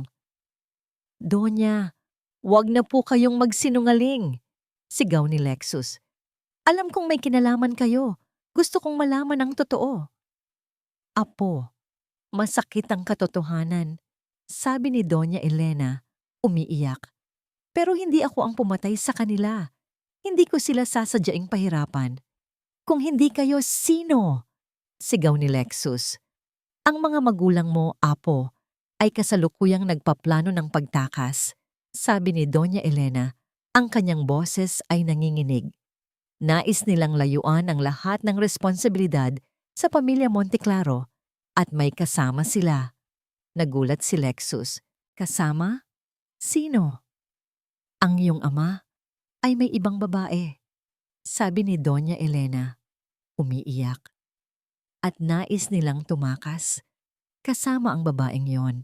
Ngunit bago pa sila makaalis, nagkaroon sila ng aksidente. Hindi ko sila sinadya, pero dahil sa akin, nalaman ko ang lahat. At dahil doon, naggalit ang iyong ina sa akin. At umalis sila na may dalang galit. Parang gumuho ang mundo ni Lexus. Ang kanyang ama ay may ibang babae. Ang kanyang ina ay nagtatago ng sikreto. Ang lahat ng kanyang pinaniwalaan ay tila kasinungalingan. Hindi totoo yan ng gabion yan. Bulong ni Lexus. Lexus, ikaw ay minanipula lang ng impormasyon, sabi ni Enzo, ngumisi. Doña Elena, nagpapalusot lang kayo. Nais niyo lang protektahan ang sarili niyo. Hindi! Sigaw ni Doña Elena. Ang lahat ng ginawa ko ay para lang protektahan si Lexus, para hindi niya malaman ang masakit na katotohanan, para hindi niya isipin na may kasalanan ang kanyang mga magulang. Umiyak si Doña Elena. Ang kanyang mukha ay puno ng sakit at pagsisisi. Napakagatlabi si Lexus. Ang lahat ng impormasyon ay nagsasalpukan sa kanyang isip. Ang kanyang mga magulang, si Doña Elena, si Enzo. Ang sakit, ang galit, ang lahat. Ngunit ang pinakamasakit sa lahat ay ang pagkawala ni Luna. Ang babaeng nagbigay sa kanya ng pag-asa. Ang babaeng nagbigay sa kanya ng dahilan para lumaban. Ngunit ngayon, siya ay umalis. Umalis ka, Donya, sabi ni Lexus. Ang kanyang boses ay matigas. At ikaw, Enzo, umalis ka rin. Kailangan kong mag-isip, mag-isa. Naiwan si Lexus na mag-isa sa silid. Ang kanyang puso ay nabasag. Ang lahat ng pag-asa ay nawala. Ang kanyang pag-ibig ay tila nawala. Sa gitna ng kaguluhan, pakiramdam niya ay nawala niya ang lahat. Ang lahat ay tila nawala. Nagising si Luna sa isang pamilyar na silid, ang kanyang simpleng kwarto sa probinsya. Ang kisame ay yari sa kahoy at ang maliit na bintana ay nagpapakita ng luntiang bukirin. Naroon ang kanyang ina, nakaupo sa tabi ng kanyang kama, may pag-aalala sa mukha. Ang kanyang kapatid na si Maya, payat ngunit may matamis na ngiti, ay nakatingin din sa kanya. Gising ka na, anak, sabi ng kanyang ina. Napakasama ng pakiramdam mo. Bakit ka umuwi ng ganoon ang kalagayan mo? Hindi makasagot si Luna. Naaalala niya ang lahat. Ang mga salita ni Enzo, ang galit ni Lexus, ang sakit, ang pakiramdam na dinudurog ang kanyang puso. Hindi ko na po kaya, ma, sabi ni Luna, umiiyak. Ang sakit po. Niyakap siya ng kanyang ina. Alam ko, anak. Alam kong mahirap. Pero lumaban ka. Parati kang lumalaban. Ilang araw ang lumipas. Si Luna ay nanatili sa kanilang bahay. Ang kanyang kapatid na si Maya ay patuloy na nagpapagaling, ngunit kailangan pa rin ng regular na gamutan. Ang pera na kinita niya ay sapat lang para sa kasalukuyang gamot, ngunit hindi sapat para sa pangmatagalang paggamot. Ang kanyang isip ay laging bumabalik kay Lexus, ang kanyang mukha, ang kanyang mga mata, ang kanyang galit, at ang mga salita ni Enzo. Ang tungkol sa kanyang kapatid, sa kanyang paggamit. Pakiramdam niya ay may hindi tama, hindi totoo ang lahat. Isang hapon, habang naglalakad siya sa bayan, nakita niya si Manang Josie, ang dating nurse ni Lexus. Ngumiti si Manang Josie at kinawayan siya. "Luna, kumusta ka na, Hija?" Sabi ni Manang Josie, lumapit sa kanya. "Bakit ka umalis sa mansyon? Wala ka na doon." Napakagatlabi si Luna. "Manang, ang dami po kasing nangyari." "Oo nga," sabi ni Manang Josie, bumulong. "Ang dami ngang nangyari. Ang tungkol sa sakit ni Sir Lexus at ang pagdating ni Enzo at ang nangyari kay Doña Elena. Manang, may itinatago po ba kayong nalalaman?"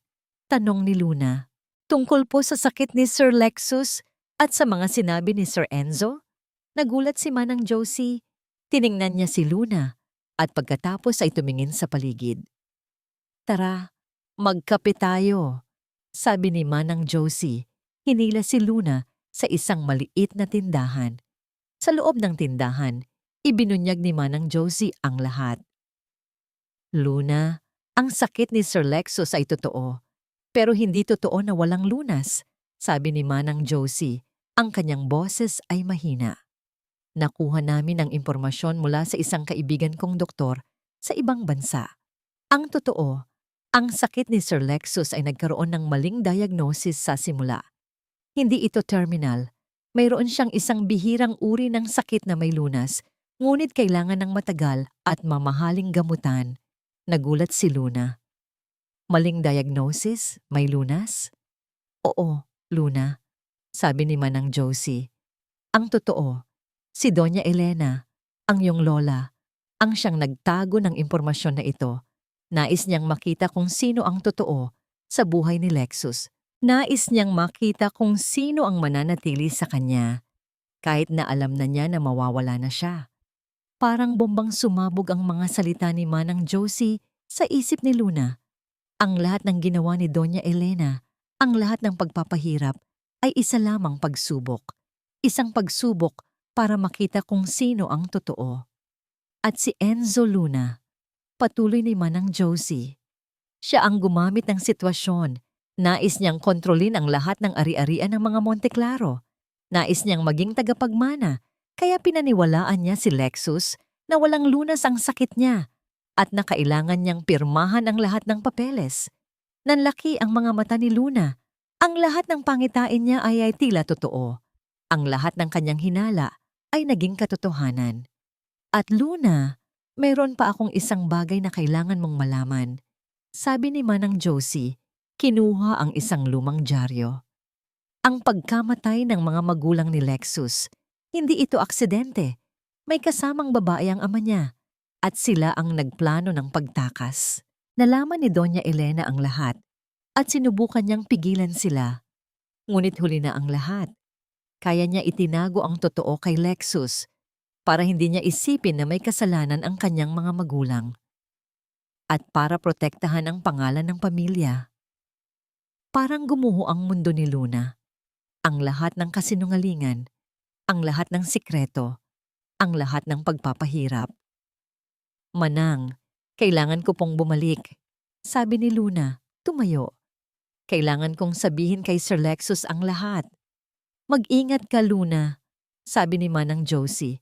"Delikado ang gagawin mo. Si Enzo ay makapangyarihan." "Kahit delikado, Manang," mariing sabi ni Luna. "Kailangan kong gawin ito para kay Sir Lexus at para sa katotohanan." Umalis si Luna, puno ng determinasyon. Ang kanyang puso ay kumakabog ng malakas. Hindi siya takot. Kailangan niyang lumaban. Kailangan niyang sabihin ang totoo. Bumalik si Luna sa mansyon ng mga Monteclaro. Ang gate ay bukas at ang mga ilaw ay nakasindi. Ngunit ang loob ay tahimik. Pakiramdam niya ay mayroong nangyayari. Dahan-dahan siyang pumasok. Nakita niya si Enzo, nakaupo sa opisina, kasama si Lexus. Si Lexus ay may hawak na panulat at nakatingin sa mga papeles. Nakita niya ang matinding sakit at pagkalito sa mukha ni Lexus. "Sir Lexus, huwag po!" sigaw ni Luna. Nagulat si Lexus at Enzo. Tumingin sila kay Luna. "Luna, bakit ka nandito?" tanong ni Lexus, puno ng pagtataka. Ngumisi si Enzo. Look who's back. Ang katulong na gumamit ng sakit ng pinsan ko para sa pera.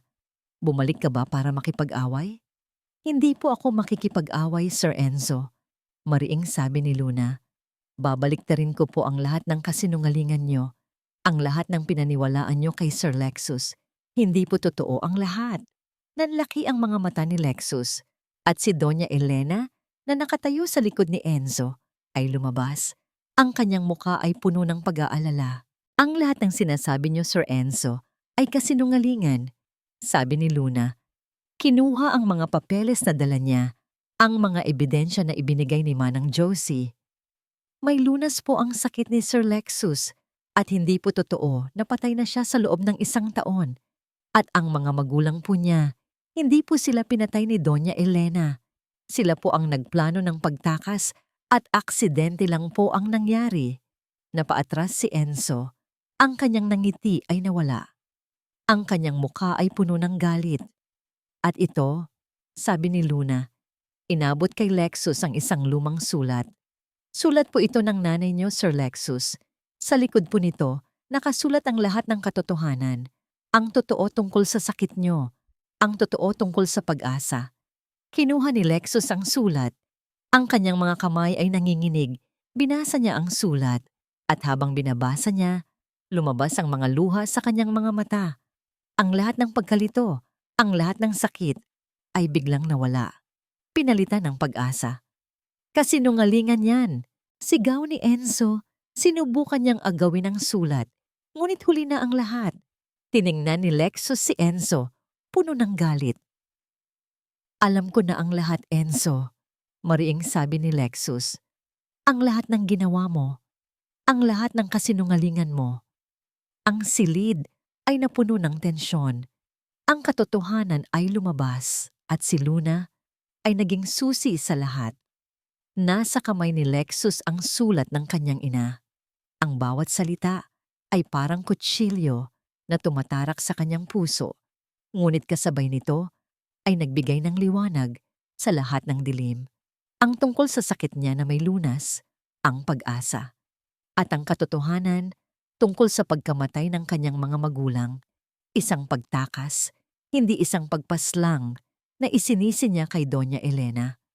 Ang lahat ng kasinungalingan ni Enzo ay unti-unting nabunyag. Kasinungalingan! Lahat yan ay gawa-gawa mo lang, Luna. Sigaw ni Enzo. Ang kanyang mukha ay namumula sa galit. Sinubukan niyang lapitan si Luna.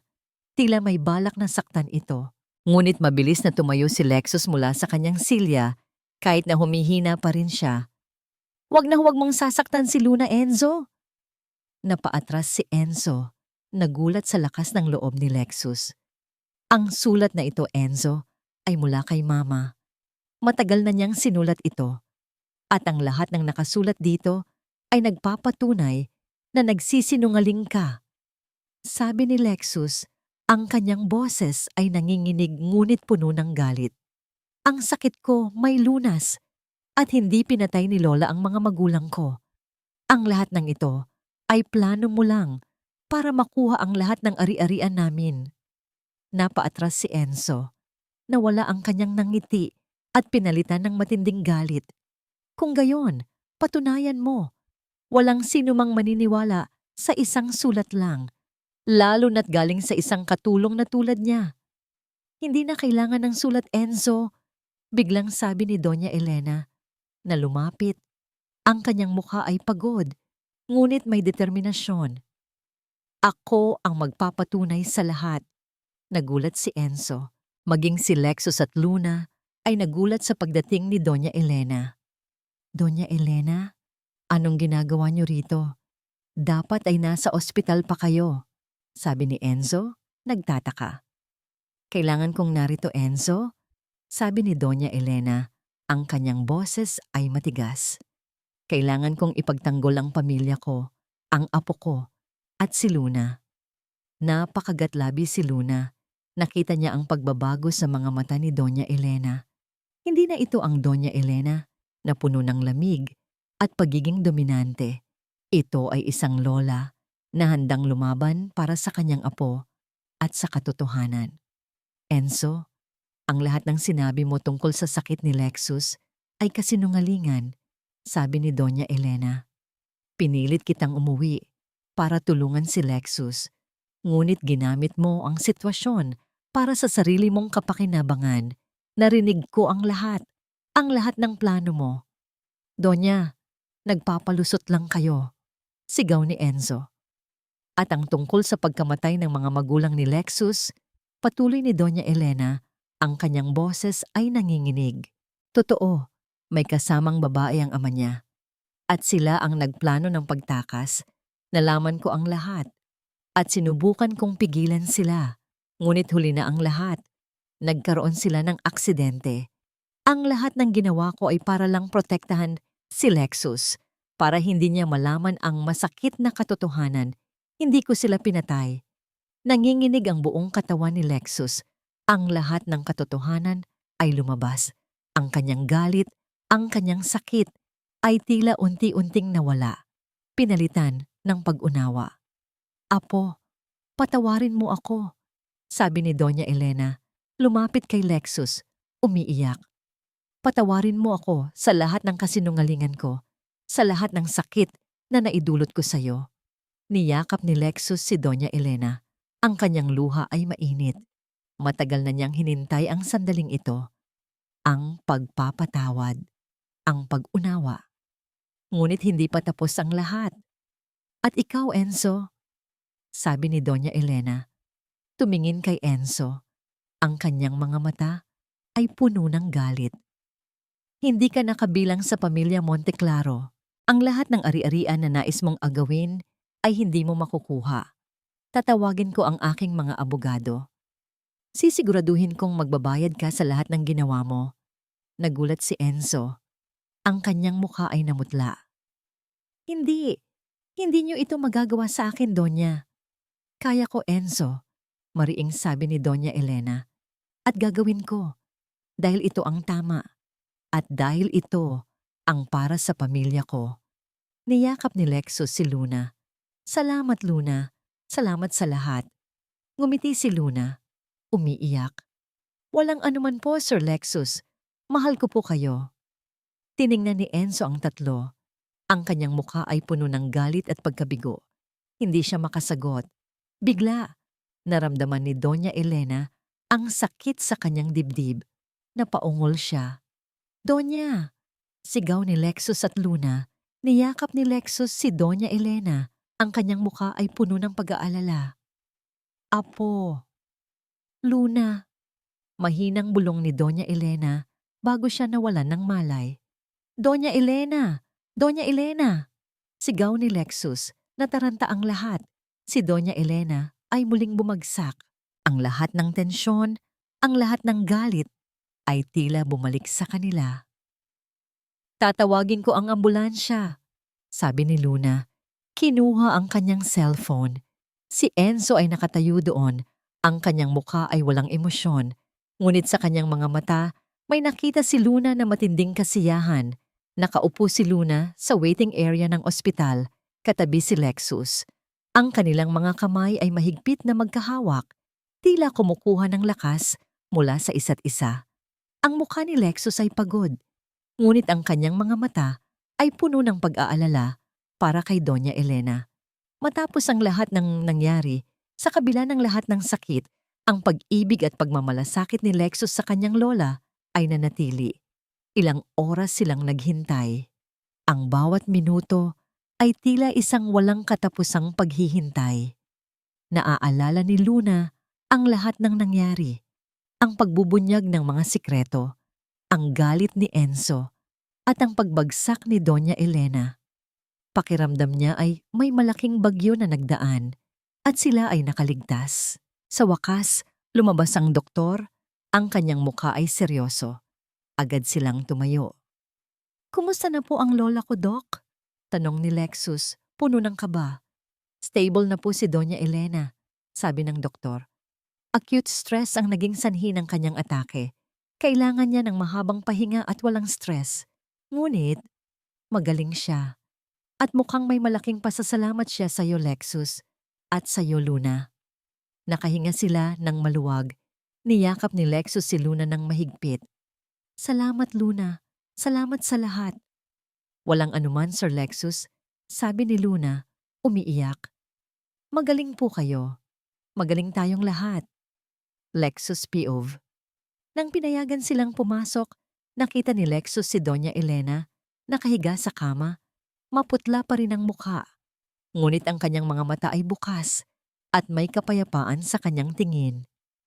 Lola, mahinang tawag ni Lexus, lumapit sa kanya. Ngumiti si Doña Elena. Apo, Luna, salamat. Niyakap ni Lexus ang kanyang lola. Lola, patawarin niyo po ako sa lahat ng galit ko, sa lahat ng sakit na naidulot ko sa inyo. Hindi, apo, sabi ni Doña Elena, hinawakan ng kamay ni Lexus. Ako ang humihingi ng tawad sa lahat ng kasinungalingan ko, sa lahat ng sikreto ko. Nais ko lang kayong protektahan, ngunit naging mali ang paraan ko. Tiningnan ni Doña Elena si Luna. Luna, patawarin mo ako. Masyado akong nabulag sa kayamanan at pangalan. Hindi ko nakita ang halaga ng isang taong tulad mo, ang iyong kabutihan, ang iyong pag-ibig. Donya, ayos lang po, sabi ni Luna, umiiyak. Naintindihan ko po kayo. Mula sa araw na yon, nagbago ang lahat. Tinupad ni Doña Elena ang kanyang pangako. Agad niyang pinauwi si Enzo at ipinasa ang lahat ng legal na aksyon sa mga abogado. Si Enzo ay nahaharap sa kasong pagnanakaw at manipulasyon, Luna POV.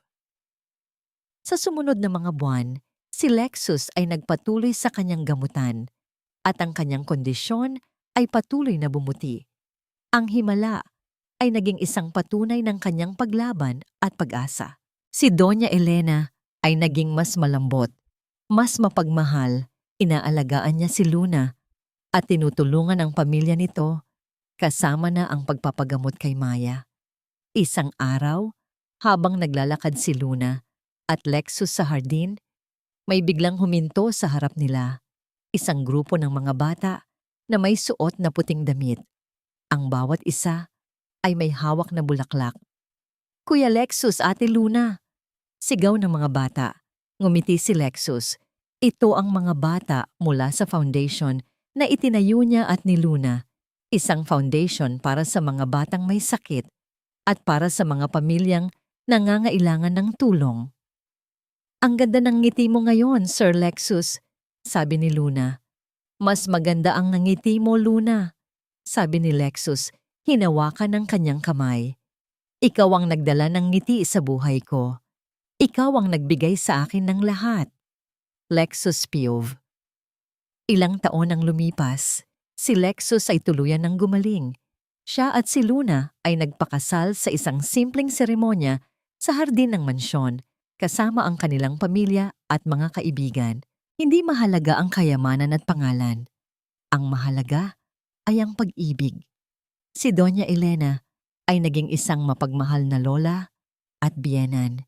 Nakita niya ang halaga ng pag-ibig at pagpapatawad. At si Luna ay naging isang inspirasyon sa lahat. Isang hapon, habang nakaupo sila ni Luna sa tabi ng ilog, nakatingin sa papalubog na araw, niyakap ni Lexus ang kanyang asawa. Luna, naalala mo pa ba ang sinabi ko sa'yo noon? Tanong ni Lexus. Ano po iyon, Sir Lexus? Tanong ni Luna, ngumiti. Na kung mamatay ako, Luna ang huling pangalan na babanggitin ko. Sabi ni Lexus, ngumiti. Ngayon, Luna, ikaw ang una at huling pangalan sa bawat paggising ko at sa bawat pagtulog ko. Hinalikan ni Lexus si Luna. Ang kanyang puso ay puno ng pag-ibig.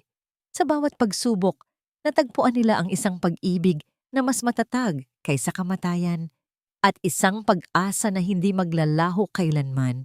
Ang kanilang kwento ay isang patunay na ang puso ay laging nagtatagumpay kung may pag-ibig, pagpapatawad at paniniwala sa himala. Ang pag-ibig, sa huli, ay ang pinakadakilang lunas sa lahat.